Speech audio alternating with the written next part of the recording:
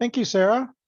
So this is being recorded. So if you know someone that missed out on it, you can always find it on the BA website. My name is Rob Blyden. I'm a benefit marketing rep with the Healthcare Authority. Both Sarah and I are your benefit marketing reps on the SEBB side. So today we're going to talk about preparing for the start of the new school year and what things you need to do, the different type of employees, and so on.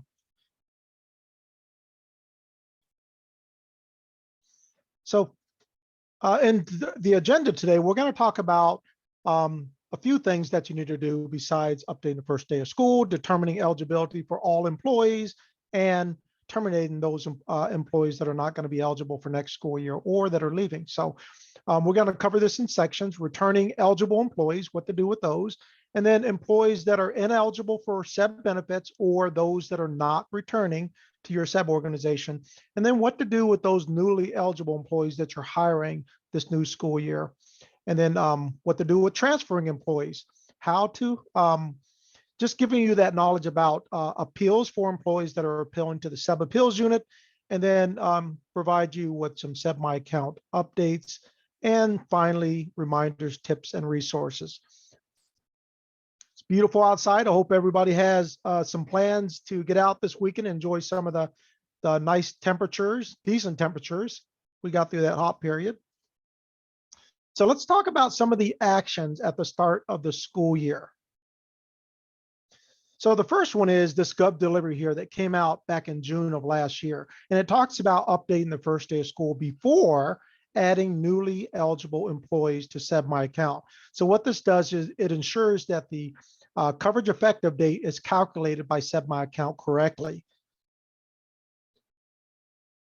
And then keep in mind that the effective date is determined differently in the month of September compared to the rest of the months throughout the year. So for those newly eligible employees whose first day of work is between September 1st and the first day of school, their benefits will begin on the first day of work on that day. And I'm going to give you a couple examples as we get into the newly eligible section. And you can find this under notice and updates on the BA website. We try to maintain every Gov delivery for this year and some for last year, just in case you messed up. So again, updating that first day of school, you want to complete this no later than 1 August of every year.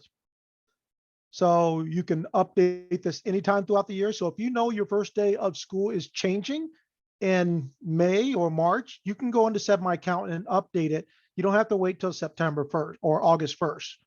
Also, it would be a good thing to add a calendar reminder each year that this is something that needs to be done. And updating the first day of school affects those newly hired employees.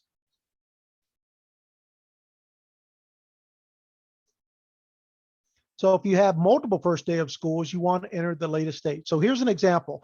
You have a high school, a junior high school, whose first day of school is the 7th of September. And you also have an elementary school whose first day of school is the 15th of September. So in SEBB My Account, you want to enter that latest date of 15 September. And for those educational service districts, you want to enter the first working day in September. You can find more information in the SEBB My Account manual, chapter 2.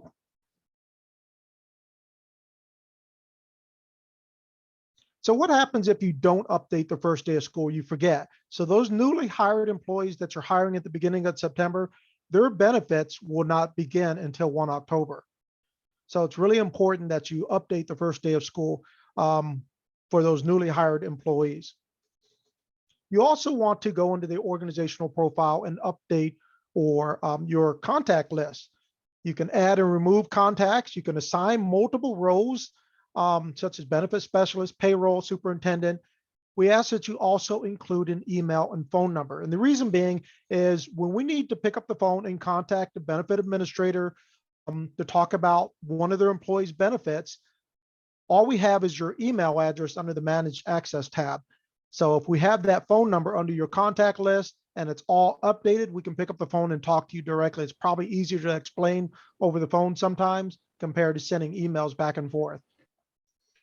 And we notice some SEBB orgs, they don't have any information in their contact list. So if you don't have any information, please go into the organizational profile, click on Add Contact and add those staff members in your SEBB org under the contact list. And just And a those that have reminder already about, I was just going to say, just a reminder about the contact section. This is just a reminder because we're doing this webinar, but this should be happening all throughout the year. This should always constantly be updated and being kept up to date. Yeah, I think we talked to SEBB org this week, Sarah, and they had old people that that were in there that should have been removed, that have left the SEBB organization. So they should have been removed once they left. So this is something you're going to have to update and maintain throughout the year.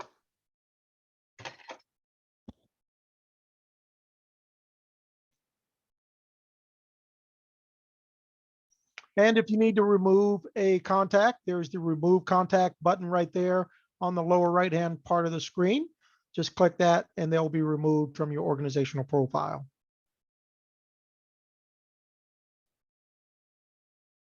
All right, so let's talk about those returning eligible employees in accordance to this WAC 3140. How do employees establish eligibility for SEBB benefits? So for those returning eligible employees, their benefits will continue uninterrupted from one school year to the new school year, as long as they're enrolled in SEBB benefits at the end of the school year, 31st. So the school year runs from September 1st to August 31st. Also, they must be determined to be eligible for the next school year and that they're returning to the same SEBB organization. Plan year for SEBB starts from January 1st and ends December 31st. So there is no worksheet notification required if there's no change of eligibility status. So here's an example. An employee is eligible for this current school year, and they're going to be eligible next year for the new school year.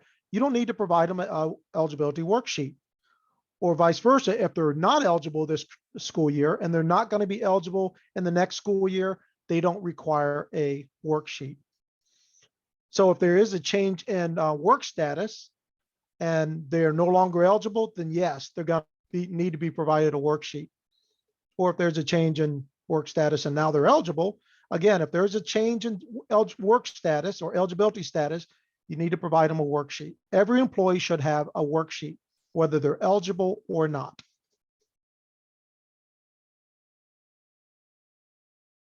So also for those returning eligible employees, benefit elections remain the same until the end of the plan year, again, which is December 31st.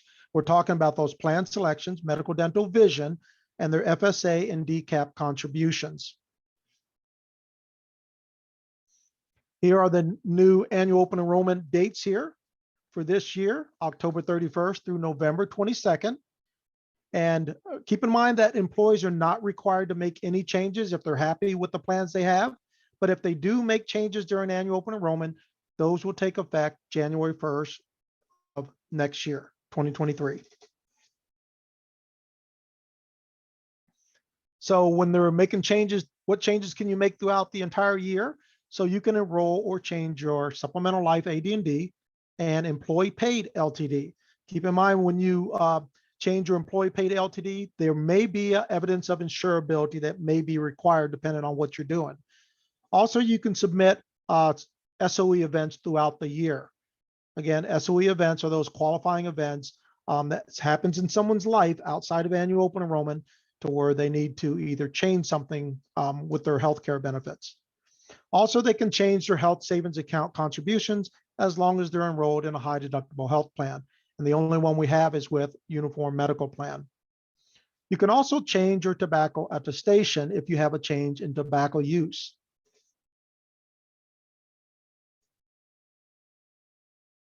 So there are going to be some times where you may have to use a worksheet for those employees that are being rehired. So in these scenarios, we're talking about ending. In this situation, it's employment ending, and this employee loses eligibility on May 31st. So the SEBB org decides to rehire them in the month of September for the new school year. So what you do is provide them with the appropriate A worksheet as a new hire due to being more than a month break in coverage. From May to September, that's more than a month break in coverage, so they would be considered a newly hired employee, provide the A series worksheet. this employee, um, this employee never had SEB benefits during the entire current year. And now they're going to be rehired in September of the new school year. So you'd use the D4 worksheet. If determined to be eligible or presumed eligible due to the 2-year look back, employees will receive new elections. So they weren't eligible, they got hired in September. Now it's possible they may be eligible. You want to hire, you want to go ahead and use the D4 worksheet. And in this last scenario here, this employee loses eligibility August 31st. So they lose their benefits August 31st, but you rehire them back in September. So maybe they ended employment August 31st. They said they were leaving. All of a sudden, they said, hey, I think I'm going to come back. And I want to, if you'd like to hire me in September, they come back in September. Now you'd use the D5 worksheet. So if they're determined to be eligible, then you would just go ahead and re-enroll them with no new election, since there is not a break in coverage.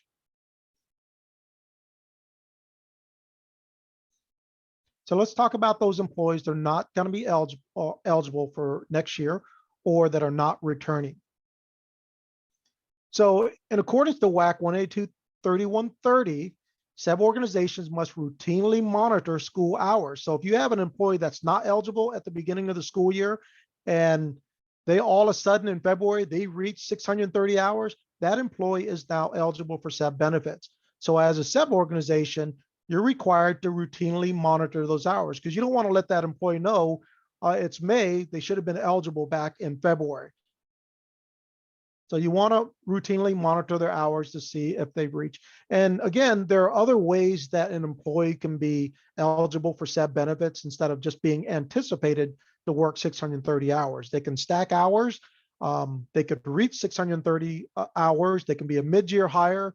So there's different ways. Please take a look at the WAC and make sure you're familiarized with how employees can be eligible for SEB benefits. So here's an example you would use a D3 worksheet. So Joshua was a benefit eligible new teacher for Shelton School District in 21-22 school year. He is returning to work as a teacher to Shelton School District, same school district, for the new year, 22-23. But this time he's not anticipated to work 630 hours in the school year. So what you would do is go ahead and end his benefits August 31st. You would go ahead and complete and provide the D3 series worksheet or the D3 worksheet, and then terminate this employee's coverage in SEB My Account prior to August 12th cutoff dates. That way on the September billing invoice. And then once you enter their term date in SEB My Account, the SEB program will mail them a SEB continuation coverage notice election no later than 14 days after the term date that's entered in SEB My Account.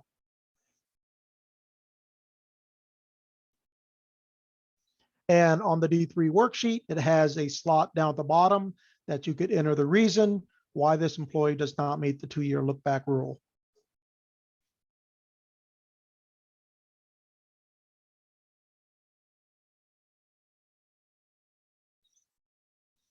So when to terminate coverage, you want to go ahead and terminate coverage no earlier than the month before for employees leaving your SEB organization or that are not going to be eligible for SEB benefits the next school year. So here's an example. This employee's last day is August 10th. So you want to go ahead and SEB My Account and go ahead and enter a term date no earlier than July 1st.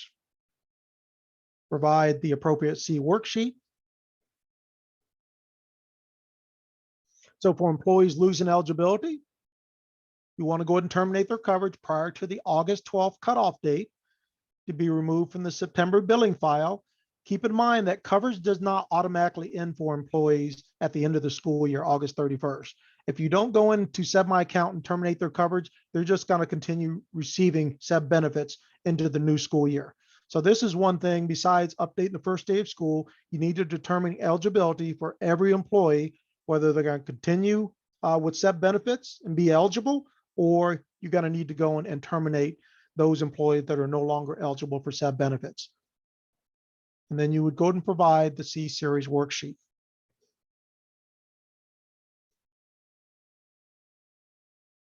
So when you're correcting termination dates that are within the same month, benefit administrators can go into SEBB My Account and update these dates. They have no effect on the date that coverage ends.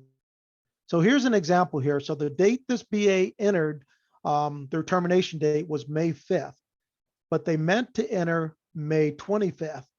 So the BA can go into SEBB My Account, make the change May 25th. Either way, coverage will end at the end of May, May 31st.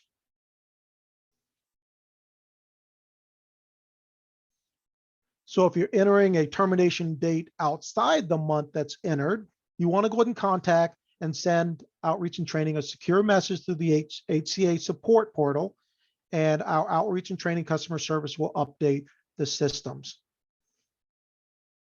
Here's an example. So the date that was entered was March 5th. The correct date they meant to put in is April 5th, which is the next month. So once you contact outreach and training, they'll make the correction to where coverage will now end April 30th. If you just go in to SEBB My Account and you make the change on this, it will not be corrected on the back end, and they'll continue to have an end date of the end of March.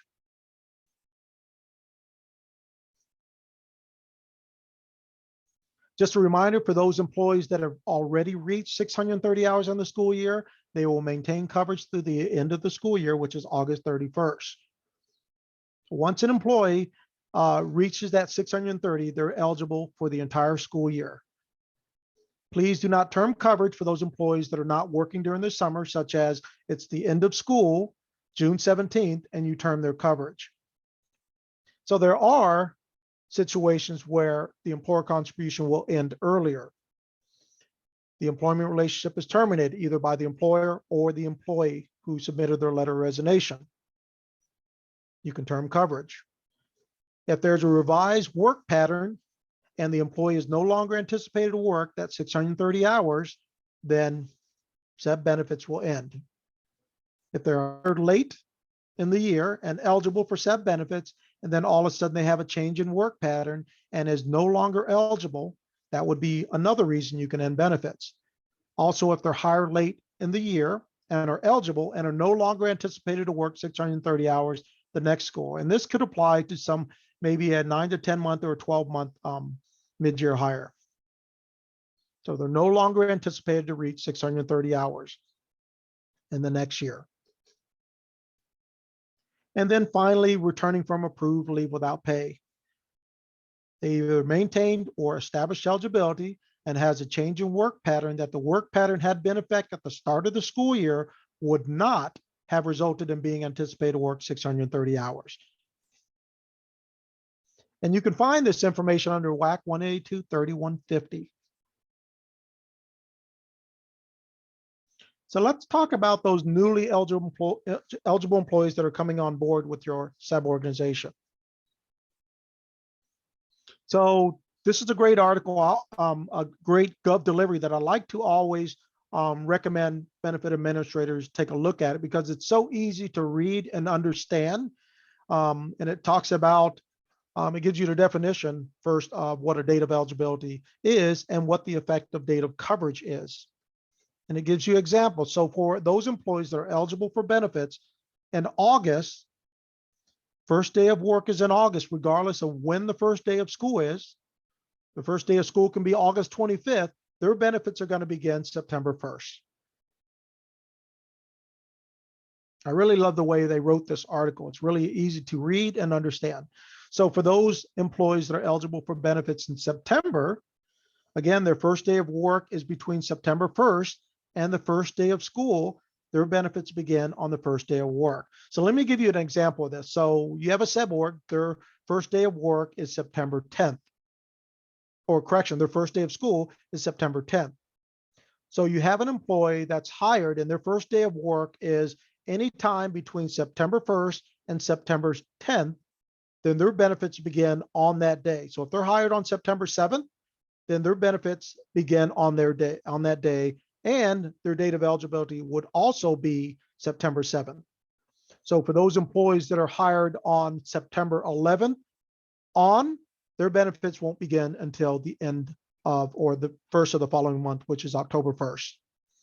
So this is a rule that it's a little different in the month of September. So if you can remember the first day of work between September 1st and whatever your first day of school, the benefits begin on that day. After the first day of school, those benefits will begin on the first of the following month, 1 October. And there's another Gov delivery that was issued this year on April 4th that talks about entering the correct date of eligibility. And it explains what the date of eligibility is, which begins a 31-day window to make benefit elections for those employees. It's not the date those benefits are effective. SEBB My Account will automatically calculate the date benefits are effective based on the date of eligibility that was entered into SEBB My Account. So at no time will you ever enter the effective date or the date coverage begins in SEBB My Account. SEBB My Account will automatically calculate that for you. And just to add on here, this is a perfect example why we want to make it a best practice that BAs are completing the employee's eligibility worksheet prior to entering that employee into the system.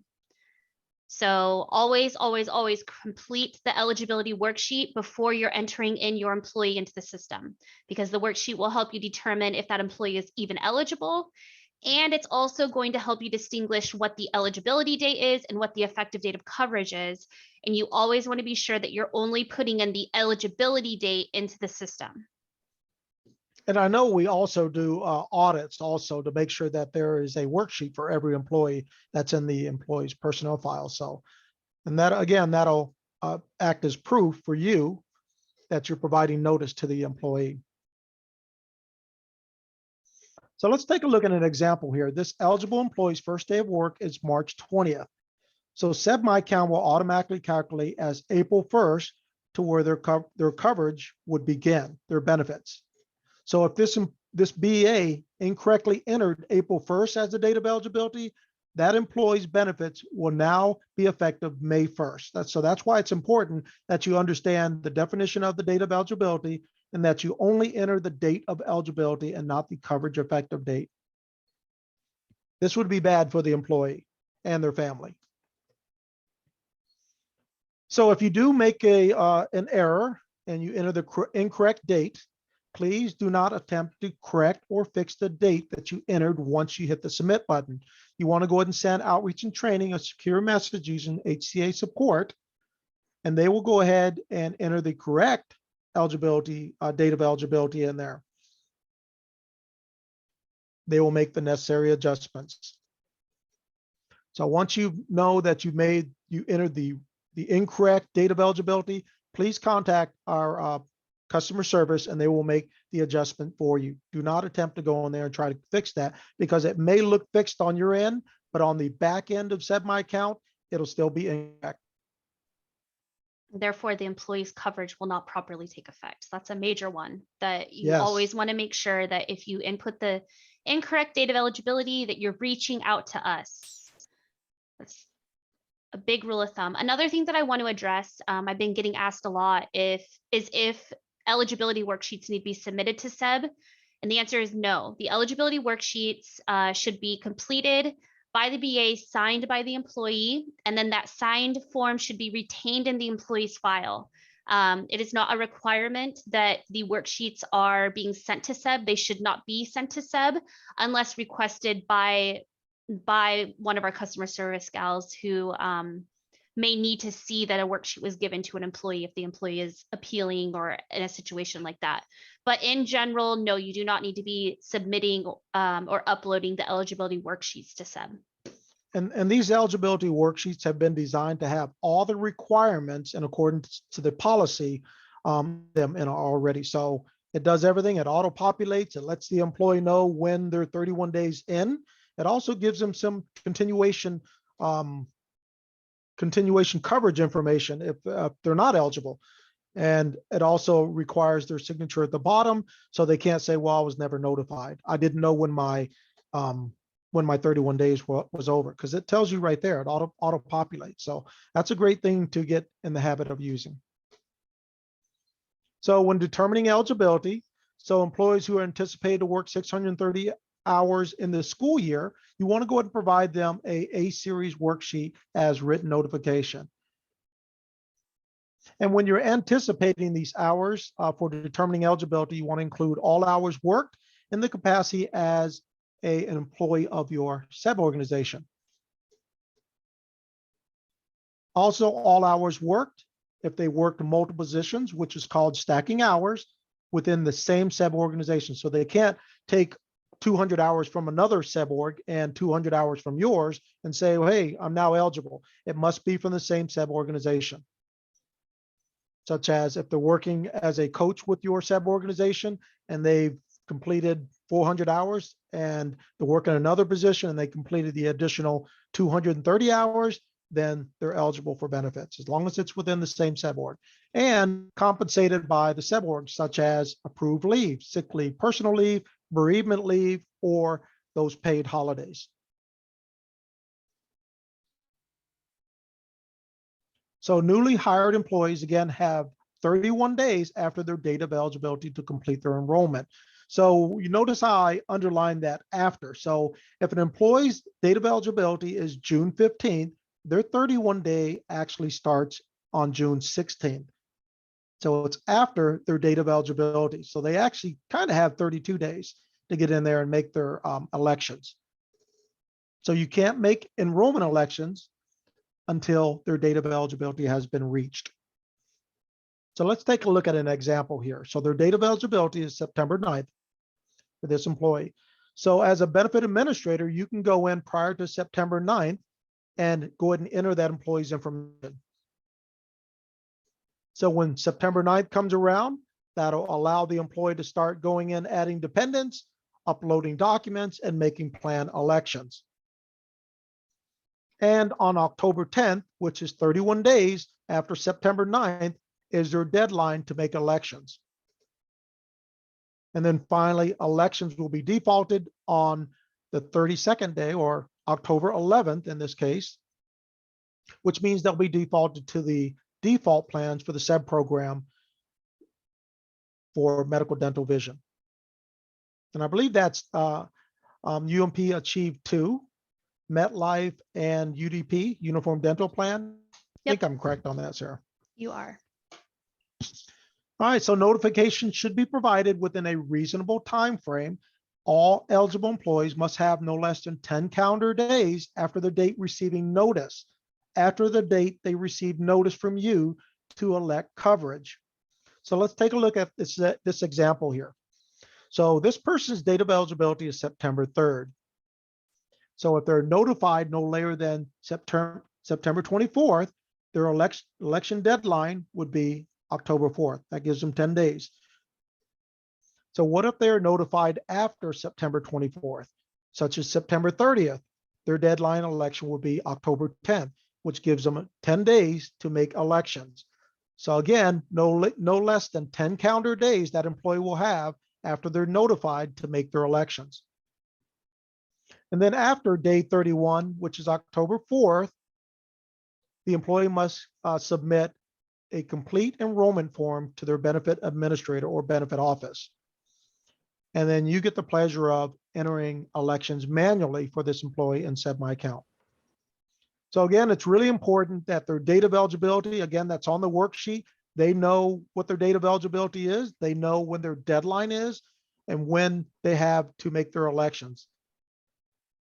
This is a perfect example as to why you want to give the eligibility worksheet prior on the employee's date of eligibility. And then one other thing that I want to point out, the default plan is for medical is UMP Achieve 1. It's not UMP Achieve 2. Oh, it's Achieve 1. Okay. Yep, Achieve 1. Sorry about that. Appreciate and that. Thank you. Yeah, thank you for those who let me know.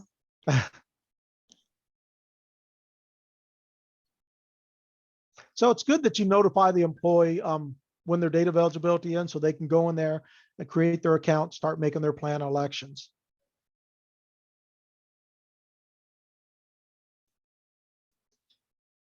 So what happens if you don't notify them timely? So if you don't timely enter eligibility in SEBB My Account, or if you don't timely provide written notification of eligibility, providing that worksheet. So what happens? So then you have to provide a paper enrollment form to that employee. You have to manually enter their elections in SEBB My Account. And we always recommend that employees go into SEBB My Account and make their own elections because you all are pretty busy. You have enough work already to stop and start manually entering paper enrollment forms in SEBB My Account. And if it's too late, then you possibly might begin the error correction process. And you want to contact our customer service representatives. We have a team that works on nothing but error corrections, and they'll help you develop a letter and make sure that the employee is whole again. An error correction is something that an error was made on the SEBB organization side, not the employee side. So let's talk about the SEBB My Account process when entering newly eligible employees. So you have two options. You can manually enter each employee, which is the preferred method, or you can upload an eligibility file, which requires specific file specifications. It's a upload of your new employees, and errors may occur. So I know we used the eligibility file when we first started the SEBB programs, first started training new BAs back in August 2019, because you were first coming on where you were mandated by the state to come on to SEBB. And that was great. There were a lot of errors that SEBB orgs were experiencing. So that isn't, now that we're past that, we're already 2 years past that. The preferred method is that you manually enter. That way you could make sure it's correctly done. And then when you're adding new employees, you only want to add newly eligible employees. We've had benefit administrators that have added employees into SEBB My Account that weren't eligible for SEBB benefits. And you want to provide that timely notification. You want to enter them as a new subscriber, and you want to do that before the date of eligibility. And make sure that you enter the correct date of eligibility. You will never enter the date coverage begins in SEBB My Account. Let me say that again. You will never enter the date coverage begins or the effective date in SEBB My Account. SEBB My Account will automatically determine and calculate this for you off the date of eligibility that's entered. So the eligibility file upload, again, it's a bulk upload for new employees on specific file specifications that I talked about. And you can find the tile on the dashboard of SEBB My Account. And if you do make an error, it'll show you the errors and the explanation of the errors on that report. Please do not include employees that are already in SEBB My Account. If you do a bulk upload, it'll just duplicate an account for that employee. So now that employee has two accounts inside SEBB My Account.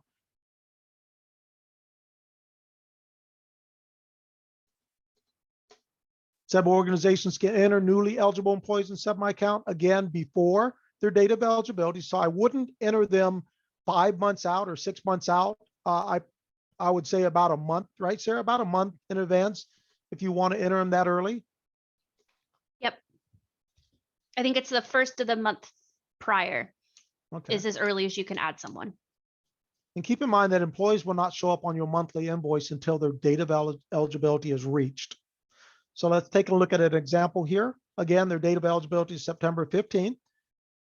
Add to SEBB My Account prior to September 15th.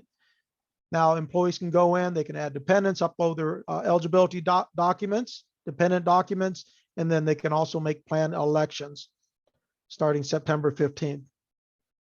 So October 16th would be their 31-day deadline. And then October 17th, they would default. If they did nothing at all and didn't make any elections, they would automatically default to the UMP Achieve 1 and the UDP and the MetLife. So when adding them, you'll always just want to click Add New Subscriber, enter their Social Security number and their date of eligibility. So you want to get this right the first time. Again, you can't change your date of eligibility once you enter and hit that next button. You're going to have to contact Outreach and Training to where they can go in there and change that on the back end.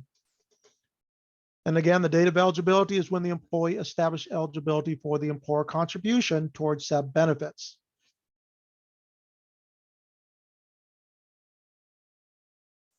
And then once you click next, it'll bring you to the screen here to where you would enter the employee's name, first name, last name, social security number, date of birth, sex assigned, gender identity, eligibility type. Is the employee represented? So if the employee is represented by a union and they're part of a collective bargaining agreement, then you would answer yes to that. If they're not, then you would answer no. Eligibility reason, they're anticipated to work 6:30, whatever the reason is. You would also enter the hire date. So the hire date is the date the employee was first hired with the SEBB org. So that could be, maybe you hired an employee a month out. So that would be the hire date. And then their date of eligibility typically is the first day of work when they actually start working with your SEBB org. The effective start date is the date when the employee became represented again. Because that field is right next to, a lot of BAs get confused between the effective date and the effective start date. So keep in mind the effective date is when benefits begin, and you will never enter that into SEBB My Account. So this effective start date is the date that the CBA, the collective bargaining agreement, because they're part of a union, whatever date is on that CBA, that's the date that you would enter in there.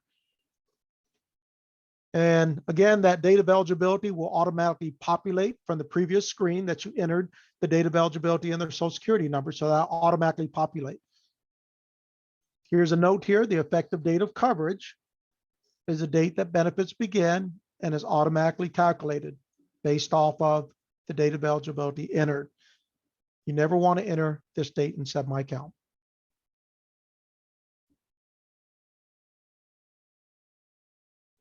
So if you have an enrolled dependent that becomes a newly eligible employee, all you would do is go ahead and enter them into SEBB My Account by adding them as a new subscriber and their social security number. You'll get this pop-up message saying the subscriber has existing SEBB coverage as a dependent. Enrolling this subscriber will automatically replace existing dental and vision coverage once the effective date is reached. The subscriber may waive medical coverage if they choose to stay on the medical coverage as a dependent. So again, SEBB My Account will automatically term their dependent's dental and vision coverage.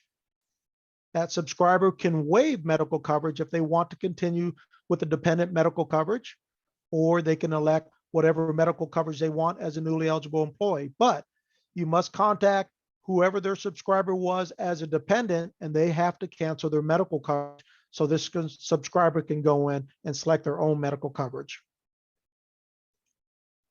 An SOE is not required to remove a dependent. So let's talk about transferring employees. So there are some rules that qualify as a person transferring from one SEBB org to the next. So if they're eligible, you want to go ahead and review and provide the A5 transfer worksheet. So if they're not eligible, you want to go ahead and provide the appropriate A series worksheet. So let's talk about some of the eligibility rules. So benefits will continue uninterrupted if they're moving from one SEBB org to the next within the same month or following month, which means they don't have a break in coverage, and they're anticipated to be eligible for SEBB benefits at the new SEBB organization. So if they're not going to be eligible at the new SEBB organization, then they're not a transfer. You would just issue them a appropriate A worksheet. And if there's a break in coverage and it's not within the same month or following month, again, they would be issued an appropriate A worksheet.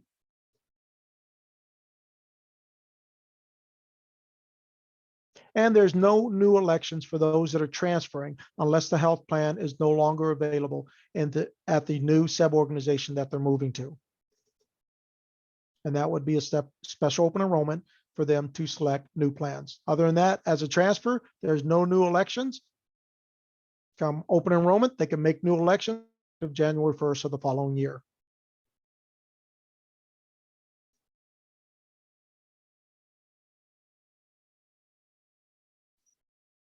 So when you're adding newly eligible employee who has been transferred, terminated by previous SEBB org, in SEBB My Account, you want to go ahead and add them as a new subscriber, enter their social security number.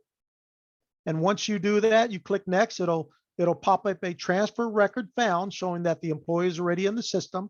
All you have to do is click the claim button right there. And now the employee will be transferred to your new SEBB organization. And one thing about transfers, I just want to come in here. If you are not 100% positive that that employee that is transferring from your district and going to a new district, if you are not 100% positive that that employee is eligible for benefits at the receiving district, term that employee out. And then if the employee does end up being eligible for benefits and they are a transfer, even though you term that employee out, the receiving district will still be able to claim that employee's account, and the system will recognize that employee should be a transfer. So when in doubt, term them out. That's my little rule of thumb that I always say. I was going to ask you to say that saying again. You said it before. Yes. So when in doubt, term your employee out. Don't transfer them unless you're 100% positive that they are eligible for benefits at their new district. Yes, definitely. So you're probably asking, how do I know if they're eligible at the new school district, right? So we'll get into that in a couple of slides. So when you're transferring employees who's been transferred or termed by previous SEBB org, SEBB my account, you want to go ahead and fill out all the information here, the eligibility reason, the eligibility type. Again, their date of eligibility will automatically be put in on the previous screen. And then the hire date that they're going to be hired with your new SEBB org, and is the employee represented. Hit submit changes. So for school employee who has not been transferred or terminated in SEBB my account, that's leaving your SEBB org. So this is the SEBB organization that they're leaving. You have two choices. Before transferring them, you can access your benefit admin contact list and look for that report. It's a new BA contact list that you can find information for the new SEBB org that they're going to, and you want to go ahead and confirm eligibility with the new SEBB organization. So that's a lot of work, and I know you all are pretty busy. And it looks like this. You got the contact list in SEBB my account for all benefit administrators that are with each SEBB organization. And you can pick up the phone or you could email them and find out, hey, is this person going to be eligible at your school district? I was going to transfer them or I was going to term them out. Like Sarah said, when in doubt, term them out. So terminate SEBB benefits, not as a transfer. The SEBB organization can claim that account as a transfer. So whether you transfer them or you term them, the new SEBB organization can go in there and claim that account.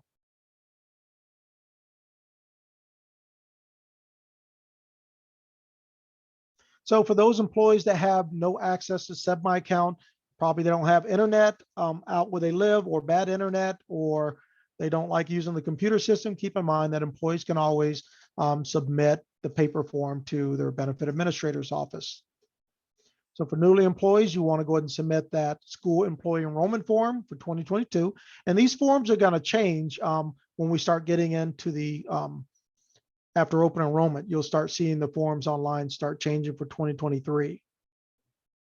But for 2022, you can go ahead and use these forms here all the way till December 31st.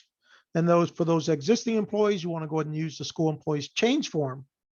And employees can submit those to their benefit office if they have no access or don't want to use SEBB my account. And we always try to recommend employees use SEBB my account to do the work. Makes it easier on you. You all are pretty busy. So let's talk about appeals.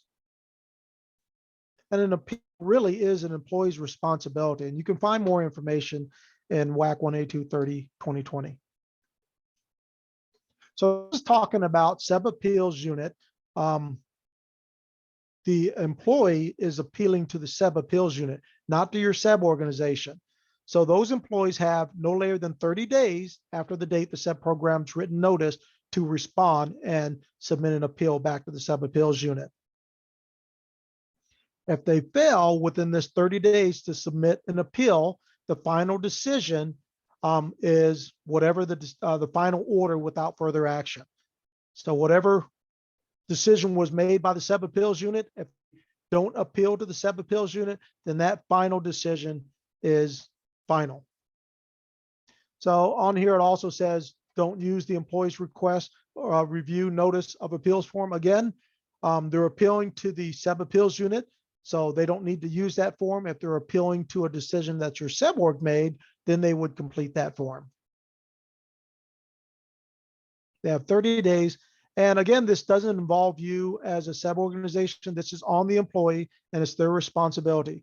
So here's the scenario. School employee receives a mailed letter from the SEBB program indicating that they're required to pay the spousal surcharge due to failing to reattest during open enrollment. So the letter that they're going to get from the SEBB appeals unit has specific instructions on what they need to do to appeal directly to the SEBB program. All they have to do is follow those specific appeal instructions within that letter and respond within 30 days. The VA should not reply on behalf of the employee. And these letters are sent directly to the employee's home address. Has all the instructions they need to appeal to the SEBB appeals unit. So let's talk about any updates to my account. And there is one update. There was a Gov delivery that was sent just yesterday. Hopefully you all got it. Hopefully you all also got the copy of these slides that I sent out yesterday. You can follow along. So there's a Gov delivery that was sent out yesterday that talks about the reinstate subscriber button was removed as of July 29th.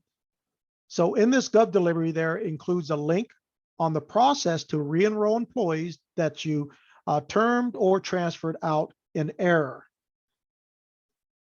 So when you go to the employment page for this subscriber, you'll see a new message right there on the bottom there saying that this subscriber has previously termed or transferred, and it gives you instructions. So we did play this video in the last webinar, and you can take a look at this Gov delivery to review that video and tell you everything you need to do for those employees that were termed or transferred out in error. One thing I want to point out with the questions feature, I'm getting a lot of follow-up questions and it doesn't keep a live feed of our whole conversation. So it's hard for me to keep up.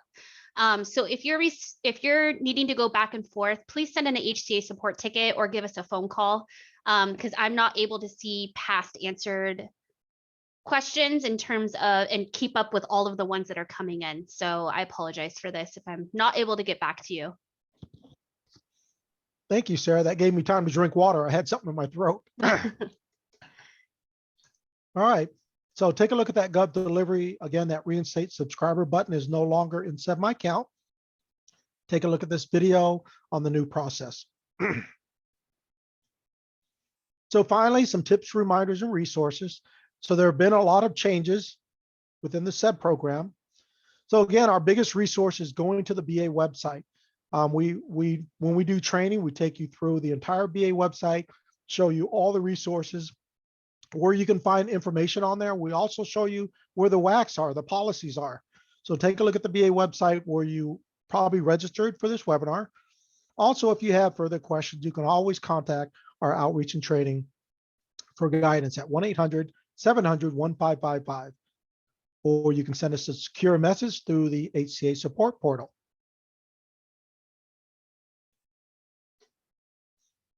So this is an update to the SEBB My Account admin appointment and removal form. This has finally been updated.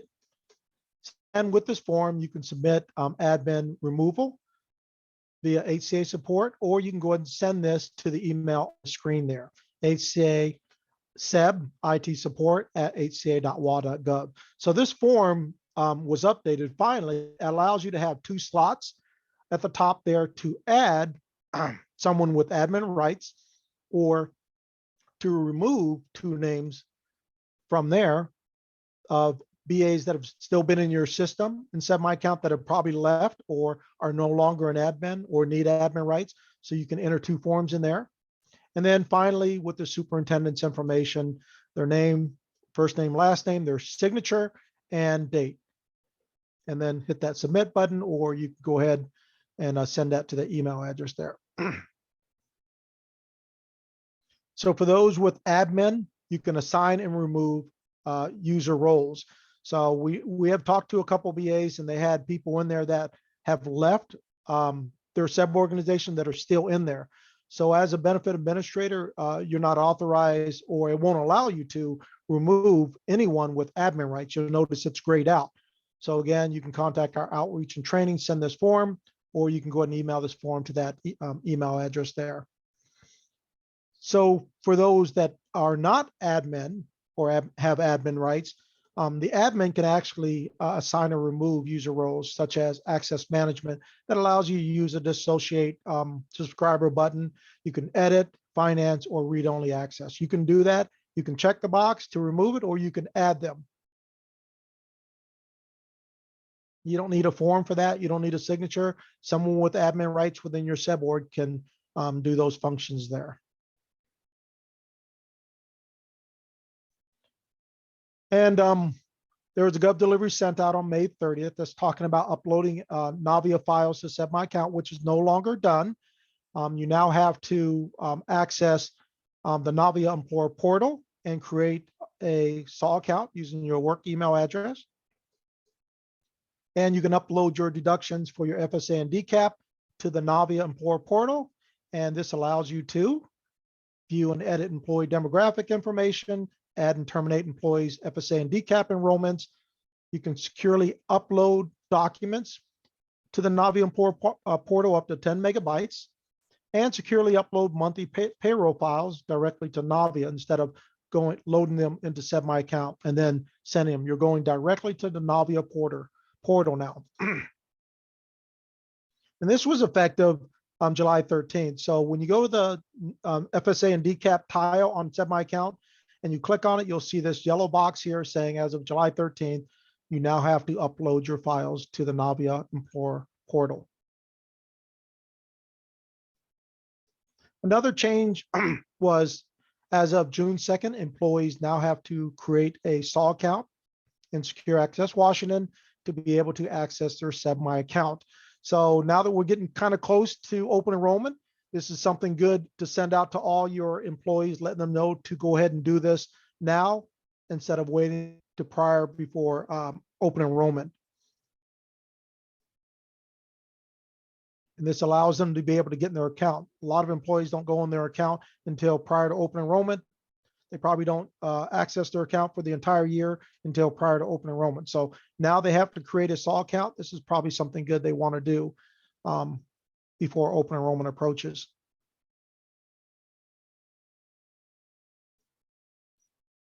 So Fuse was replaced with HCA support. I like the system better. It gives you good communication between outreach and training and the person sending the request. It keeps you up to date on comments that are added. You'll always get email notifications, probably more than what you want, but this is a great system to use now. Again, Fuse was deactivated as of July 21st. Again, BAs must use HCA support to send questions, forms, and documents. Again, you don't want to do this through your email. You don't want to send social security numbers, birth certificates, and stuff like that through your regular email. You want to use a secure messaging system here. And then all those closed and unresolved Fuse messages will still be available in HCA support. Our IT team is working hard to transfer those old Fuse messages over to our HCA support application. And links to the HCA support can be found where the old Fuse was on the BA website. It now says HCA support at the top tab there. And this link is the only way you can get into HCA support. You can't go to Secure Access Washington and try to access this. You have to go through this link first, which will take you to your SAW account to verify who you are, and then it'll take you to the portal, the HCA support portal, where you can start submitting your request. This is not a service at this time that you can currently add to your Secure Access Washington. So there is a HCA support quick reference guide that's out. You'll find that on the quick reference guide and training. Check on manuals, and you'll find it at the very bottom there under HCA support, right there. And that'll give you the basics of creating your account, creating your SAW account, and getting into the HCA support portal. And from then on, it's pretty simple process of selecting SEBB, talking about what subject, and then in detail what your request is about. You can also add up to 5 documents to that. I think it's like 125 megabytes, which is more than enough. And this is what the guide looks like right here. So if you need to take a look at that guide, it's there on the BA website.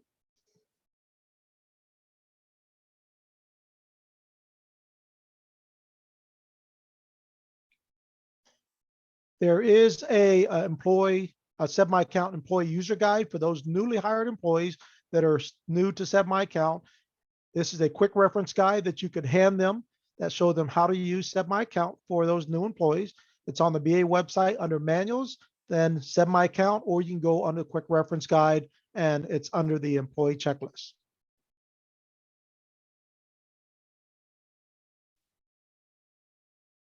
And that's what it looks like right there. How to use SEBB My Account. So it's step-by-step instructions and photos to help guide them through creating their SEBB My Account.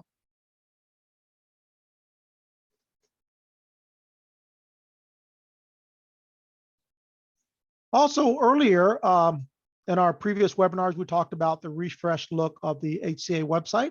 We're talking about the SEBB BA, the employee SEBB employee website. Well, this was postponed till mid-September, so you won't see that look.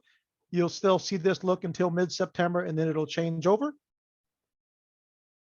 It'll still be the same URL for the SEBB BA and the employee website and the HCA homepage. Navigation might be a little different, but once you go to the new site in mid-September, it'll provide you with a tour on understanding how to navigate the new site.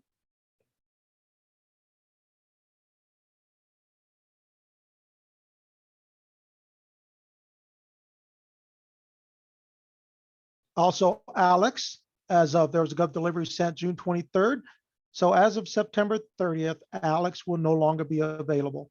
And Alex was used to help school employees make their decisions on which medical, dental, vision plans that were best for them.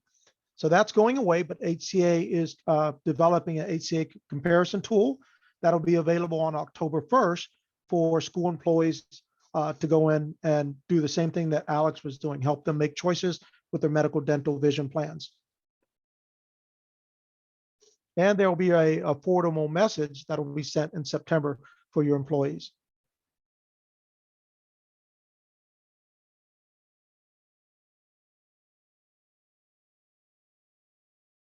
So for school employees that are going to access their FSA and DCAP accounts with the Navia website, they now must create a SAW account. And this will be October 5th, that's going to be required. So this is something they also want to do to access their FSA and DCAP accounts with Navia. This is effective October 5th.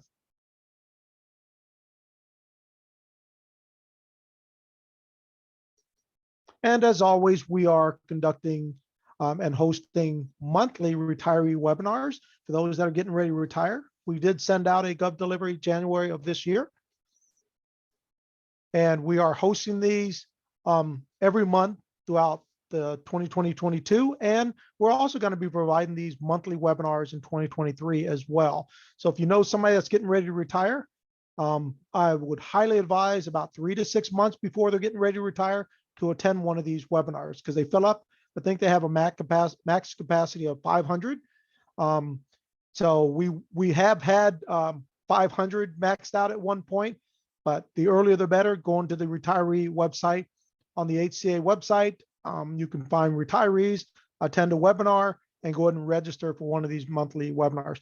And I would recommend benefit administrators to at least attend one, even if they're not retiring, because the employee is going to come to you first. At least you have a general knowledge and where you can point them to, where to find the PEB retiree guide, or where to find answers, or where to register for this retiree webinar we hold each month.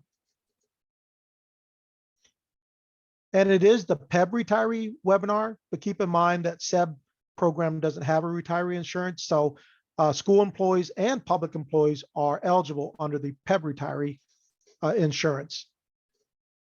We get a lot of school employees. I'm on the wrong one. Well, school employees are also eligible for the PEB retiree health insurance.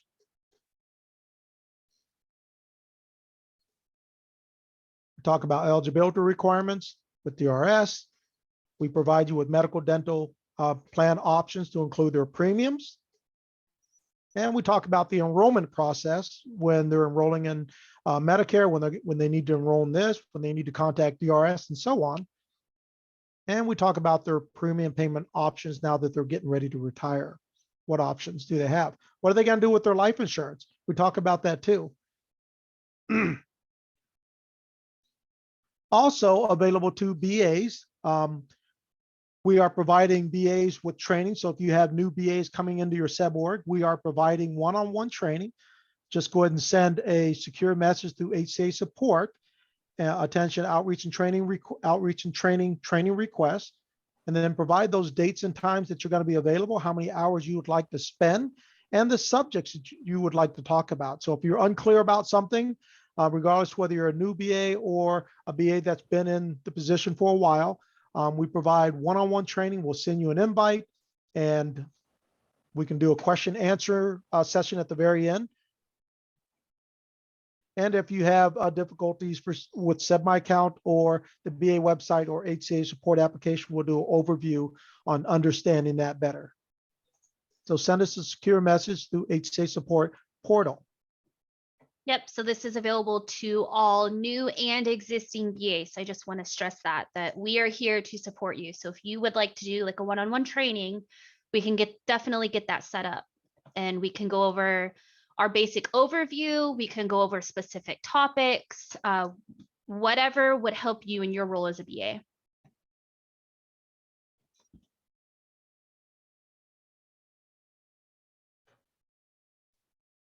And if you haven't subscribed for Gov Delivers, you can do that on the BA website under updates and notices, or notice and updates. There is a black button on there to sign up for Gov Deliveries.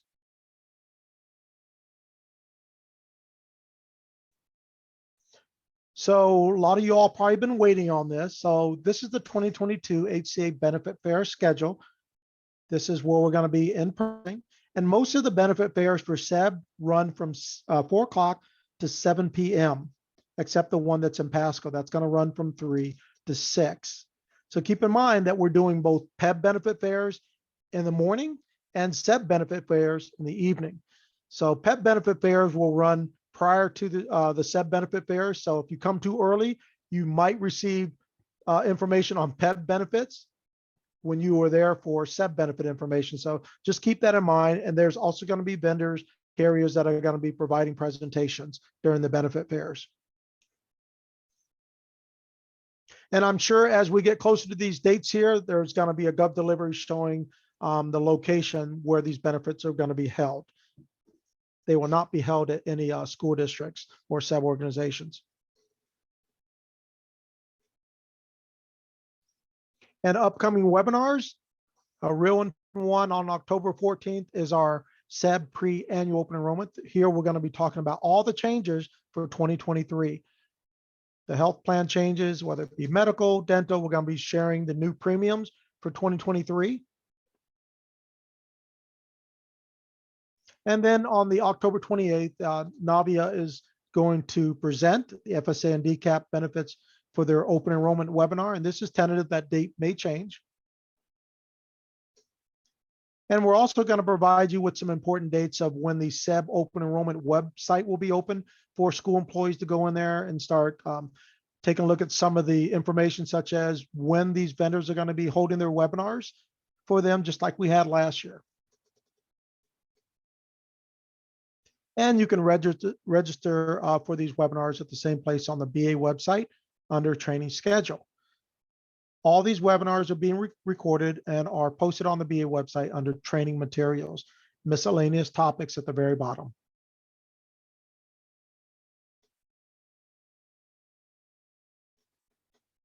So after this webinar, you will receive another email. And again, this is just a questionnaire survey for you. So we would appreciate you answering that survey, that brief survey. We would greatly appreciate your feedback. So with that said, that concludes this webinar. Sarah, what questions do we have? Yes, so we have a few pending questions still. Okay.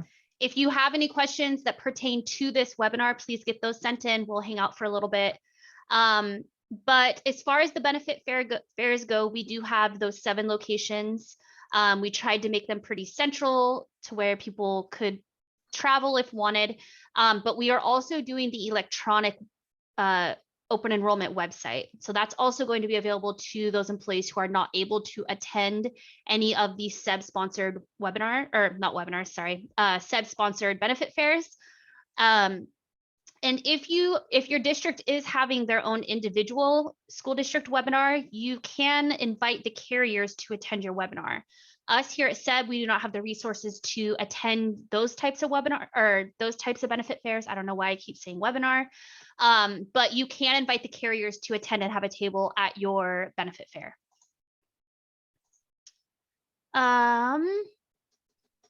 The OE training should be available, I would say in the next 2.5 weeks.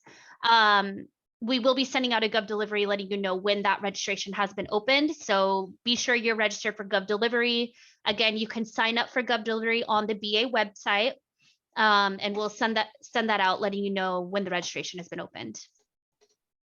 The benefit fairs, we have a question. What is at the benefit fair? So at the benefit fair, it is SEBB will have a table for questions and answers. And then we also invite all of the different carriers that provide benefits to SEBB to have a table, and they will have handouts. They're there for Q&A for all of the employees to attend. So we have in-person benefit fairs this year. So Rob and I will be on the road for a couple weeks traveling around the state, putting on benefit fairs with all the carriers. And then there's also the website for the open enrollment, the electronic benefit fair that employees can also look at. And Brandy had a question about the location. So the locations haven't been set in stone. That's why we haven't shared those yet, but we did share what town or what city those benefit fairs are going to be at. So once we get that, I'm sure that'll be sent out in a Gov Delivery.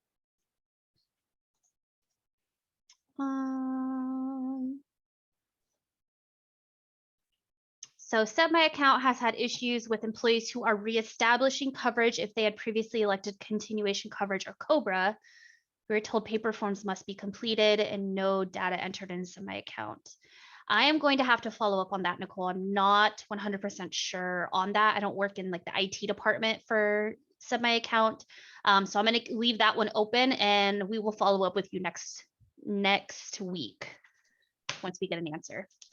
And these are the locations where we're going to have those benefit fairs here. So I see a question, is there going to be one at the Olympic Peninsula? So these are the locations that we are giving that the benefit fairs will be held at. Yeah, sorry, our manager had to kind of make generalized locations. I know we're not able to get close to everyone, but we do have that online benefit fair that employees can attend if they're not able to travel. We are getting requests from other school districts to transfer out employees who have already terminated. They want us to hire them back and then transfer them. But that would mess up our district's dates and SEBB My Account. So if you are trying to claim an employee who was termed out, the district that employee came from should not rehire them and then transfer them out. Districts who are receiving a new employee who previously was with a previous district, you should have no problem claiming that employee's account. If the employee happens to be a transfer, the system will recognize that and will reestablish the benefits, the employee's benefit elections.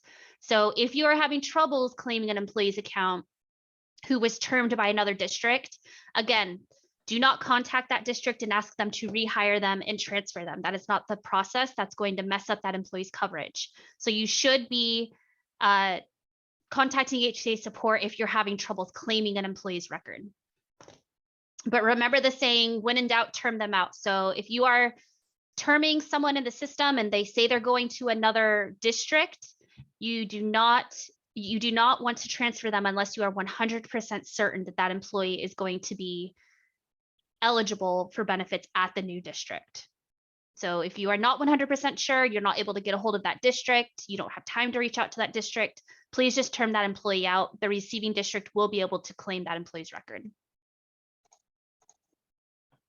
What time will the benefit fair be for PEB employees? So I believe it is 11 to 3, 12 to 3.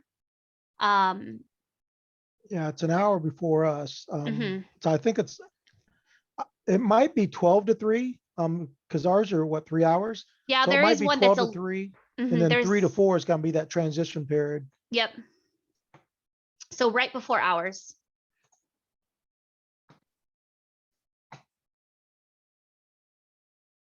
All right, just seeing comments. I'm not seeing any other questions. We'll hang out for just a little bit longer before concluding the webinar.